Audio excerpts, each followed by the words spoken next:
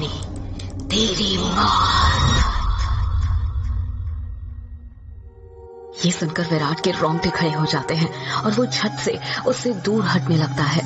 पर उसी वक्त यक्षिणी उसे अपने दोनों हाथों से पकड़ लेती है और कहती है, अभी कहाँ जा रहे हो प्रियतम? मेरी प्यास अभी बुझी नहीं है। तुम तो मुझे कल, परसों, नरसों हमेशा तक जगाना चाहते थे ना। क्या हुआ, थक गए या डर गए मेरा असली रूप देखकर?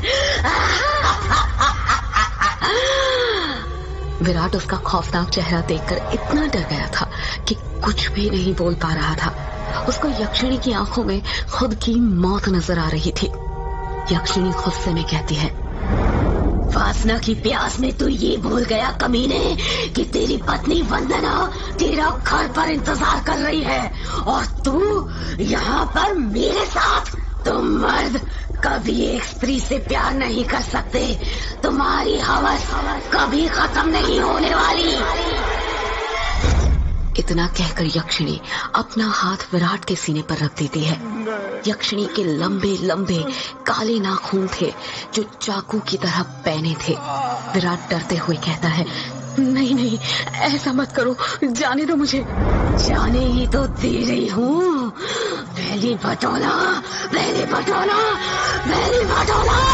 इतना कहकर यक्षिणी अपना हाथ विराट के सीने के अंदर घुसा देती है और उसी वक्त जोर से काले बादल गरजने लगते हैं और बारिश होने लग जाती है। विराट के शरीर का खून नाखूनों के सहारे यक्षिणी के शरीर में जाने लग जाता है। जैसे जैसे खून यक्षिणी के शरीर के अंदर जा रहा था, वो वापस से जवान होते जा रही थी।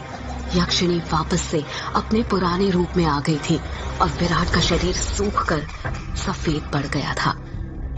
उसके अंदर खून की एक बूंद तक नहीं थी, पर उसकी धड़कनें अब भी चल रही थी। यक्षिणी अपना मुंह विराट के कान के पास ले जाती है और फुसफुसाते हुए कहती है, राम नो राम रो, राम रो, राम नो राम नो, राम रो। इतना कहकर यक्षिणी अपना खून से सना हाथ विराट के सीने से बाहर निकालने लग जाती है। जैसे ही यक्षिणी अपना हाथ विराट के सीने से बाहर निकालती है, विराट अपना दम तोड़ देता है, क्योंकि यक्षिणी के हाथ में विराट का दिल था जो सिकुड़ चुका था। अगले ही पहल यक्षिणी विराट का दिल लेकर गायब हो जाती है, ठीक उस तरह जिस तरह बारिश की बूंदें होती है।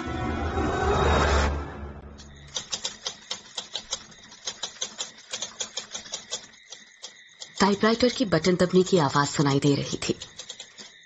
एक आदमी जो कि कोट पैंट पहना हुआ था, एक बंद कमरे में सफेद टाइपराइटर के ऊपर कहानी टाइप कर रहा था। उस आदमी ने बड़ा सा गोल चश्मा पहना हुआ था। कमरे के अंदर चारों तरफ बुक शेल्फ रखी हुई थी, जिनमें करीब 1000 से भी ज्यादा किताबें जमी हुई थी। टेबल के ऊपर ही एक एशट्रे थी, जिसमें कुछ आधी जली तो कुछ पूरी जली सिगरेट और ऐश रखी हुई थी। लेखक खुद से कहता है, चलो ये भाग तो पूरा हुआ। अब दूसरे भाग में वंदना अपने पति की मौत का बदला लेगी, साथ में यक्षिणी के अभिशाप का पता भी लगाएगी और उससे ना इस अभिशाप से मुक्ति दिलाएगी। रीडर्स को बहुत दुख होगा विराट की मौत से, पर क्या करे, मौत होगी तभी तो हॉरर कहानी आगे बढ़ेगी ना। इतना कहकर लेखक एक सिगरेट जलाता है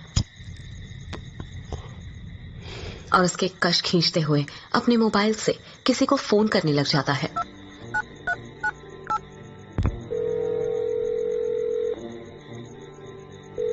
फोन के अंदर से उबासी लेते हुए आवाज सुनाई देती है, हेलो, कौन? हेलो जगदीश, वो मैं बोल रहा हूँ कि लोग और तुम सब समझते हो।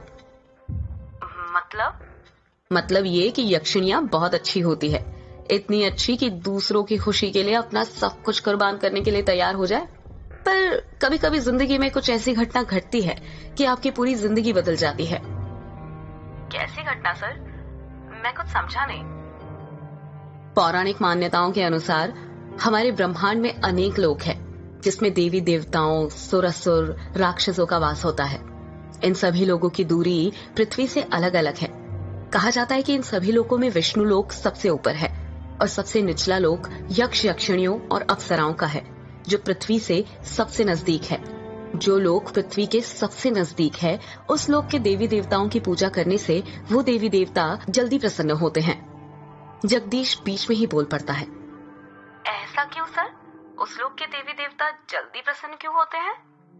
क्योंकि लगातार ठीक दिशा और समय पर किसी मंत्र की साधना करने से उन देवी देवताओं तक तरंगे जल्दी पहुंचती है। यक्ष यक्षिणियों के लोक में से ही एक यक्षिणी द्वापर युग के अंत में पृथ्वी पर आई थी, जिसको एक अभिशाप मिला था। एक ऐसा अभिशाप जिसने उसकी जिंदगी बदल दी थी। कैसा अभिशाप सर? आप किस अभिशाप की बात कर रहे हैं? और उसे यह अभिशाप किसने दिया था? एक दूसरे लोक से पृथ्वी लोक पर आई यक्षिणी को एक अभिशाप मिला था।